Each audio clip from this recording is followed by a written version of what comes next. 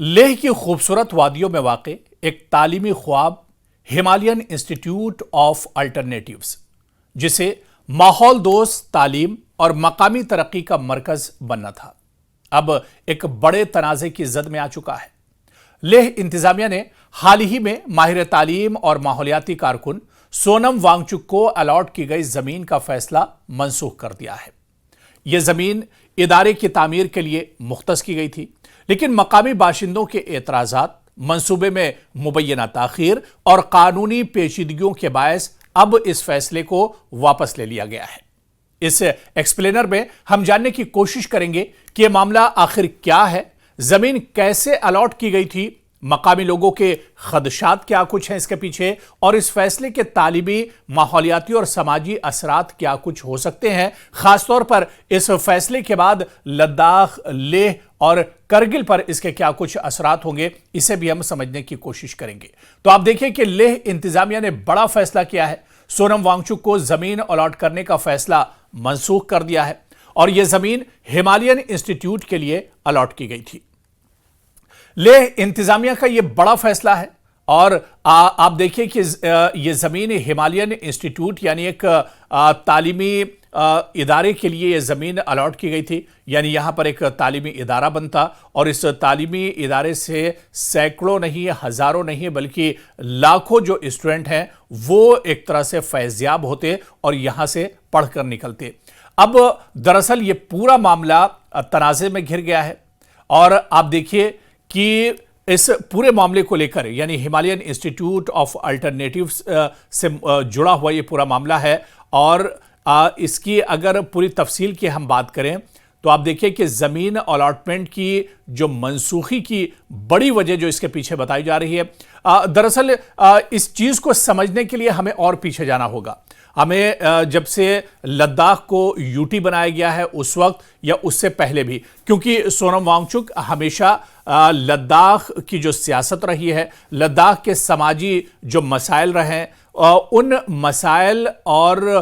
उसके पीछे और उसके आसपास हमेशा सोनम वांगचुक कहीं ना कहीं एक तरह से खड़े नजर आए हैं। और ऐसे में 370 ख़त्म करने के बाद जब लद्दाख को जम्मू कश्मीर से अलग किया गया और लद्दाख को भी जम्मू और कश्मीर की तरह अलग यूटी बना दिया गया। हालांकि मरकज़ के इस फैसले के बाद लद्दाख में जश्न भी मनाया गया था। लद्दाख में लोगों ने कहा था कि अब जम्मू कश्मीर से अलग यूटी लद्दाख बना है और लद्दाख की अब तरक्की होगी। लेकिन जैसे जैसे वक्त गुजरता गया वैसे वैसे लद्दाख के लोगों को इस बात का एहसास होने लगा कि यूटी बनने के बाद अब लद्दाख की जो तरक्की थी वो एक तरह से रुक सी गई है और मरकज़ी सरकार ने जो वादे किए थे वो वादे भी एक तरह से वफा नहीं हुए। और उसके बाद फिर लद्दाख में एक नाराज़गी का दौर शुरू हुआ और प्रोटेस्ट और एहतजाज का दौर शुरू हुआ। लोगों ने लद्दाख से लेकर दिल्ली तक अपनी मांगों को लेकर एहतजाज किया और प्रोटेस्ट किया और इतने बड़े बड़े प्रोटेस्ट लद्दाख में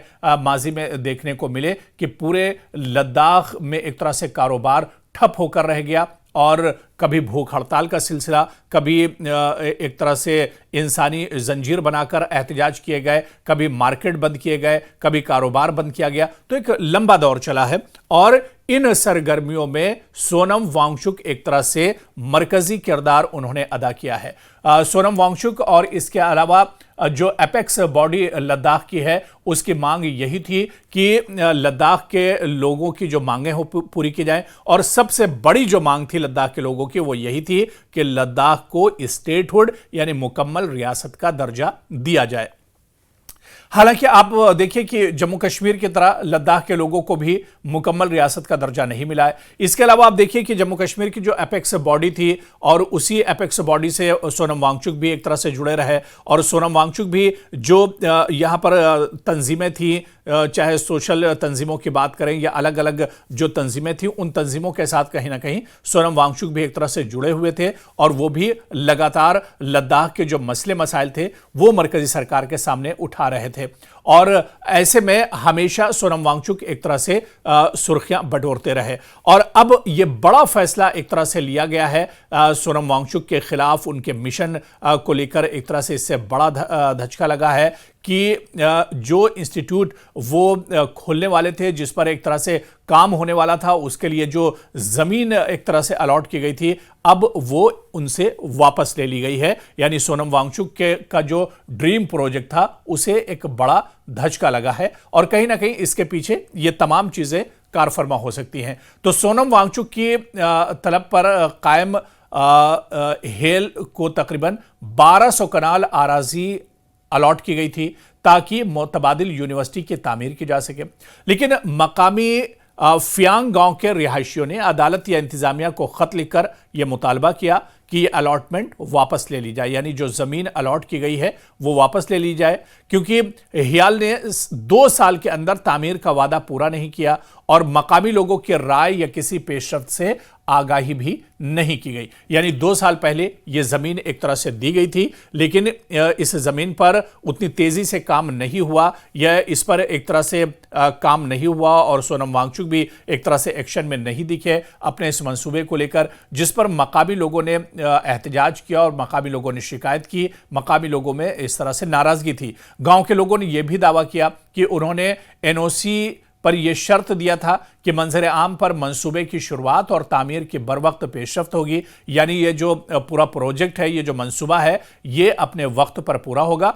लेकिन पिछले 2 साल से जब से जमीन अलॉट की गई, इस पर एक तरह से काम शुरू ही नहीं हुआ था। लेकिन तामीरी काम न होने के बायस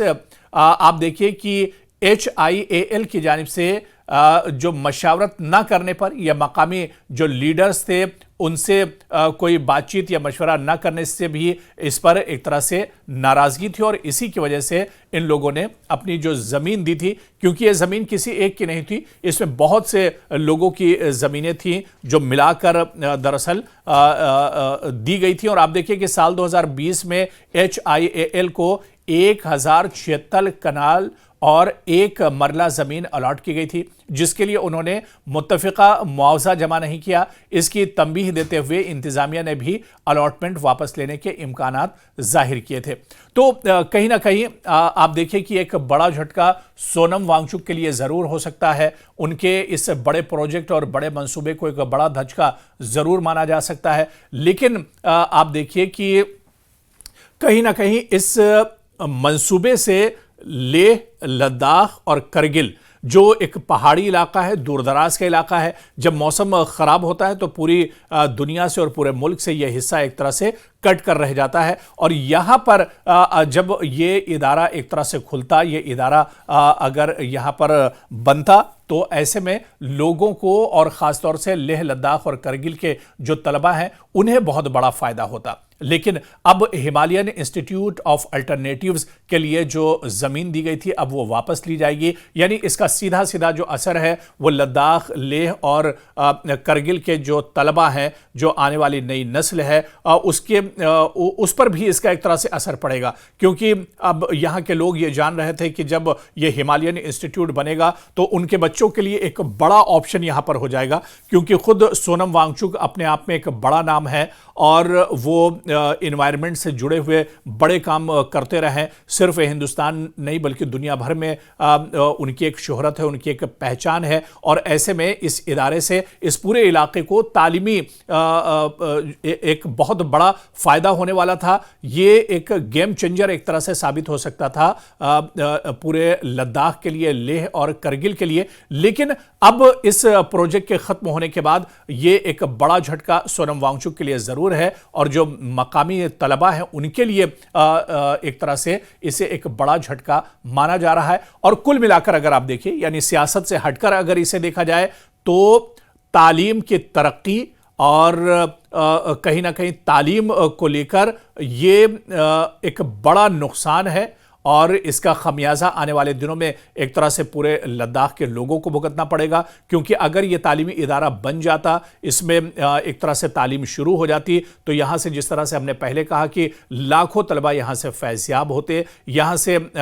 तलबा को देश के दूसरे हिस्सों में नहीं जाना पड़ता, बल्कि हिमालयन इंस्टीट्यूट में ही वो तलबा अपनी तालीम हासिल कर सकते थे। लेकिन इसे सियासत कहा जाए या फिर इसे कुछ लोगों की नाराज़गी कहा जाए या फिर सोनम वांगचुक के खिलाफ इसे एक महाजाराई कहा जाए, कुछ भी इसे कहा जा सकता है, लेकिन कुल मिलाकर जो नुकसान हुआ है वो तालीम का हुआ है, एजुकेशन का हुआ है। और जो लोग इससे जुड़े हुए थे, जिनका ये एक तरह से एक ख्वाब था, उनके लिए इसे एक बहुत बड़ा धचका माना जा रहा है।